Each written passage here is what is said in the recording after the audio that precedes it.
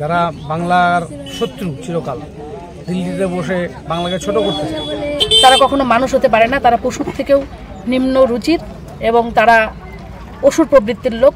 যারা বাঙালিদের চিরশত্রু তাদের ইশারায় চলছেন দিলীপ ঘোষ বলে বক্তব্য রাখলেন কোচবিহার জেলা তৃণমূল কংগ্রেসের জেলা সভাপতি অভিজিৎ দেবভৌমিক।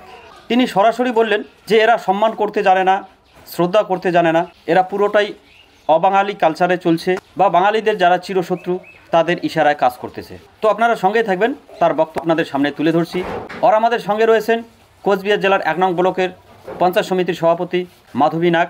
এনাকে যখন প্রশ্ন করা হলো যে দিলীপ ঘোষ কয়েকদিন আগে মহিলাদের নিয়ে যে বক্তব্য রেখেছিলেন, যে কথাবার্তা বলেছিলেন, সে বিষয়ে আপনার কি বক্তব্য, তিনি কি বললেন, সমস্ত কিছু আপনারা জানতে পারবেন জোরদার খবর 742 থেকে। আপনারা সঙ্গেই থাকবেন।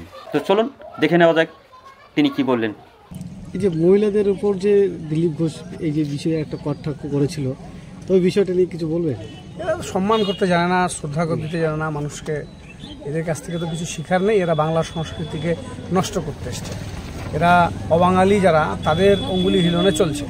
যারা বাংলার শত্রু চিরকাল, দিল্লিতে বসে বাংলাকে ছোট করতে চায়, তাদের অঙ্গুলি হিলনে এরা চলছে।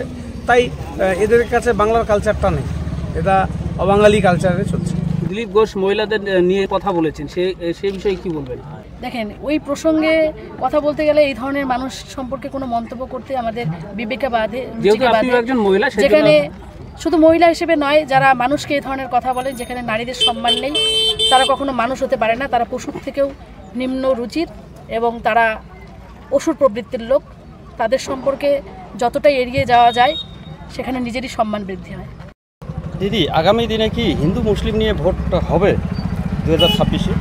হিন্দু মুসলমান নিয়ে ভোট হওয়ার কোনো ব্যাপার নেই, কারণ যদি তাই হতো তাহলে আমাদের একক সংখ্যাগরিষ্ঠতা পেয়ে আমাদের পশ্চিমবঙ্গের সরকার আমাদের ক্ষমতায় আসতো না। আমাদের উন্নয়নের নিরিখে ভোট হবে, যেখানে বিশেষ করে আমাদের কোচবিহারে যদি আমরা দেখতে পারি, তো আমরা এখানে হিন্দু মুসলিম সকলেই খুব ভালো আছি। বিশেষ করে এই বুথটাই দেখেন, এখানে কিন্তু মুসলমান সম্প্রদায়ের লোক রয়েছে বেশিরভাগ, তারপরেও কিন্তু এই বুথের পঞ্চায়েত কিন্তু হিন্দু, কারণ এখানে সম্প্রীতি রয়েছে, সৌভ্রাতৃত্ব রয়েছে। সেখানে আমাদের সাম্প্রদায়িকতার উঠে মমতা ব্যানার্জি যে সকল সম্প্রদায়ের মানুষের জন্য যেভাবে কাজ করেছেন, সেই উন্নয়নের নিরিখে ভোট হবে বলে আমরা আশা রাখছি। এখন প্রায় জায়গায় দেখা যাচ্ছে হিন্দু হিন্দু ভাই ভাই, মানে আগে ছিল হিন্দু মুসলিম ভাই ভাই, এখন দেখা যাচ্ছে হিন্দু হিন্দু ভাই ভাই। না, এটা যার পারিবারিক শিক্ষা, যার রুচিবোধ, যে যেভাবে মানুষ হয়ে উঠবে তার উপর নির্ভর করে। আমরা এগুলোতে বিশ্বাস করি না। আমরা সকলে মিলে সৌভ্রাতৃত্ব এবং সম্প্রীতির বন্ধনেই থাকতে ভালোবাসি। আমরা সেভাবেই থাকব। আমাদের বাংলা, আমাদের পশ্চিমবঙ্গ সেটাই শেখায় এবং আমাদের মাননীয় মুখ্যমন্ত্রী সেভাবেই আমাদের পশ্চিমবঙ্গকে গড়ে তুলছেন। আমরা সেই দিকেই আমরা সকলে মিলে থাকব, যেখানে হিন্দু মুসলমান বৌদ্ধ খ্রিস্টান কারোর মধ্যে কোনো বিভাজন থাকবে না। আমার নাম মাধবী নাগ, পঞ্চায়েত সমিতির সভাপতি, কোচবিহার 1 নং।